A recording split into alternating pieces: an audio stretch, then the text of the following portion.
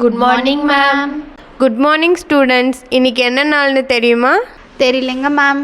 உங்களை மாதிரி இருக்க ஒவ்வொரு ஸ்டூடெண்ட்ஸும் தெரிஞ்சுக்க வேண்டிய ஒரு தினம், ஜம்புத்தீவு பிரகடனம். பிரகடனமா? அப்படின்னா என்ன? அதை பற்றி சொல்லுங்கள் மேம். சொல்கிறேன். 1857ஆம் ஆண்டு சிப்பாய் கழகம் நடத்திய போராட்டம் தான் வெள்ளையர்களுக்கு எதிரான முதல் கிளர்ச்சின்னு எல்லாரும் நினச்சிட்டு இருந்தாங்க. ஆனால் அதுக்கு முன்னாடியே சின்னமருது இந்த பிரகடனத்தை வெளியிட்டார். இது ஒரு அறிக்கை. அப்படியா? அந்த அறிக்கையை பற்றி எக்ஸ்பிளைன் பண்ணுங்க மேம். ஜம்புத்தீவு இந்தியா வடமொழியில் ஜம்புத்தீவு என அழைக்கப்பட்டது. தமிழில் நாவலன் தீவு என அழைக்கப்பட்டது. மதுரை ஆண்ட நாயக்க மன்னர்கள் அங்கிருந்த பகுதிகளை 72 பாளையங்களாக பிரித்தாங்க. அந்த 72 பாளையத்தில் ஒன்று தான் சிவகங்கை. 1749 சிவகங்கையை முத்துவடுகநாதர் ஆண்டு வந்தார். அவர் வரி செலுத்த மறுத்ததால் வெள்ளையர்களுடன் நிறைய போர் நடைபெற்றது. அன்று ஒரு நாள் முத்துவடுகநாதர் படைபலம் ஏதுமின்றி காளையார் கோவிலுக்கு செல்ல முற்பட்டார். என்னாயிற்று? எதற்கு சோகமாக இருக்கிறாய்? படைபலமின்றி காளையார் கோவில் செல்வது எனக்கு சரியாக தோணவில்லை. படையுடன் செல்லுங்களேன். நமது பகுதிக்குள் செல்வதற்கு எதற்கு இந்த படைபலம்? யாராக இருந்தால் என்ன? ஒரு கை பார்த்து வருகிறேன். பார்த்து செல்லுங்கள். ஆங்கிலேயர்கள் முத்துவடுகநாதரை எதிர்த்து சண்டையிட்டு அவரை கொன்று சிவகங்கையை கைப்பற்றினர்.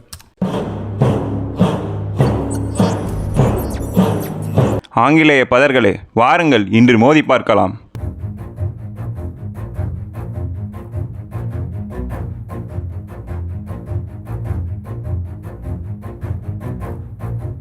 Now the whole Shivagangai Seema is mine. Ha ha ha. தாயே தாயே, வெள்ளையர்கள் நம் நாட்டு மீது போர் புரிய படையெடுத்து வந்து கொண்டிருக்கிறார்கள். என் கணவனை சூழ்ச்சியால் கொன்றுவிட்டு என் நாட்டையும் கைப்பற்ற நினைக்கின்றானா அவன்? காலனையே காலால் எட்டி மிதிக்கும் என் தமிழனை அவனால் என்ன செய்துவிட முடியும்? அவன் தலையை நெல்லிக்கனி போல் நான் சிதற வைக்கின்றேன். தயாராக இருக்கச் சொல் அவன் வீரர்களை.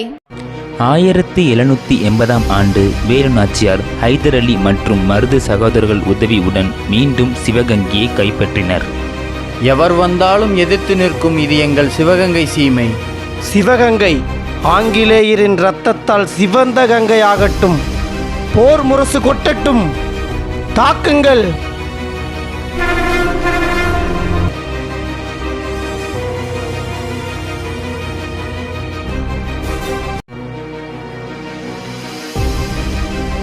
ஓடிவிடு, இந்த மண்ணை விட்டு வந்த வழியாகவே ஓடிவிடு. மருது சகோதரர்களை நெருங்குவது அவ்வளவு எளிதல்ல என்பதை புரிந்து கொண்டாயா? மருதுபாண்டியரின் வீர வரலாற்றை நாடே புகழ்ந்து பாடும் காலம் வந்து கொண்டிருக்கிறது அண்ணா, வந்து கொண்டிருக்கிறது. 1796ஆம் ஆண்டு வேலு நாச்சியார் இறந்த பிறகு சிவகங்கை மருது சகோதரர்கள் கட்டுப்பாட்டில் இருந்தது. அண்ணா, பாஞ்சாலங்குறிச்சி வெள்ளையர்களால் கைப்பற்றப்பட்டது. நமது நண்பர் வீரபாண்டிய கட்டபொம்மன் தூக்கிலிடப்பட்டார். எப்படியாவது இந்த வெள்ளையர்களை அடித்தே துரத்த வேண்டும். வாருங்கள், ஊமைத்துறைக்கு அடைக்கலம் தருவோம். ஆங்கிலேயருக்கு எதிராக கூட்டணியை திரட்ட வேண்டும் அண்ணா. வடநாட்டை வசப்படுத்தியது போல் தென்னாட்டை, அதிலும் தமிழ்நாட்டை அவ்வளவு எளிதில் வசப்படுத்த முடியாது என்பதை வாளின் முனையில் அவனுக்கு புரிய வைப்போம் அண்ணா. வாருங்கள். இதை தெரிந்து கொண்ட வெள்ளையர்கள் சின்ன மருதுவை சிறைப்பிடிக்க கர்னல் அக்னியோவை நியமித்தனர். மருது பிரதர்ஸ், ஊமைத்துறைக்கு ஆதரவு, நமக்கு எதிராக கூட்டணி. We have to kill them. But மக்கள் ஆதரவு அதிகமாக இருக்கிறது. மன்னனும் மக்களும் இணைந்திருந்தால் அவர்களை அழிக்க முடியாது. What can we do? Sivaganga வாரிசு உரிமையை பற்றி கேள்வி எழுப்பினால் பிரிவு வரும். முத்துவடுகநாதர், வேலு நாச்சியார் மறவர்கள். பட் மருது பிரதர்ஸ் அகம்படையன். இந்த ஜாதி சண்டையை எழுப்பினால் we can catch them and only you can do it, Agniyu. I'll do it. அதுக்காக ஒரு அறிக்கையை விடுறேன். அதனால கண்டிப்பாக பிரிவு வரும். இந்த கருப்பர்களை பிரித்து தான் ஆள வேண்டும்.